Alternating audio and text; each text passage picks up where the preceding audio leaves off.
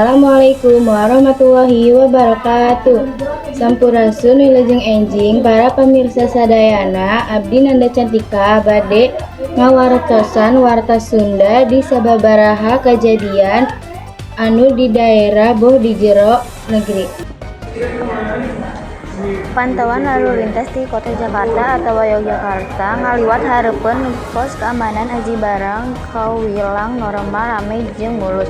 Teu aya kamacetan nanaon cek Kapolres Sudono di pos keamanan Idul Fitri Aji Barang 2025 Kabupaten Banyumas, Jawa Tengah. Seuneu diduga asalna tina korsleting listrik di salah hiji kamar kos di lantai 2. Wangunan anggapan awal ieu damasar kana observasi awal di lapangan sugeun nalika dihubungkeun di TKP Senin 29 September. Enjing-enjing abdi angkat sareng abdi nyuhunkeun ti ayeuna profesi urang atanapi rohangan pribadi abdi salaku warga masyarakat biasa dihormat Sri Mulyani dina sambutan dina acara serah terima Menteri Keuangan di Jakarta Pusat. Sapartos dikutip Rebo 10 September pikeun catetan dina wawancara tahun 2025.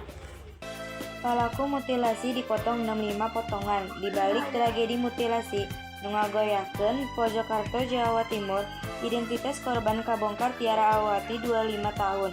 Anak cikal ti pasangan tukang es krim jeung sempol di Lamongan layonan kapanggih dipotong jadi 65 lembar dina ruangkeun sisi jalan raya.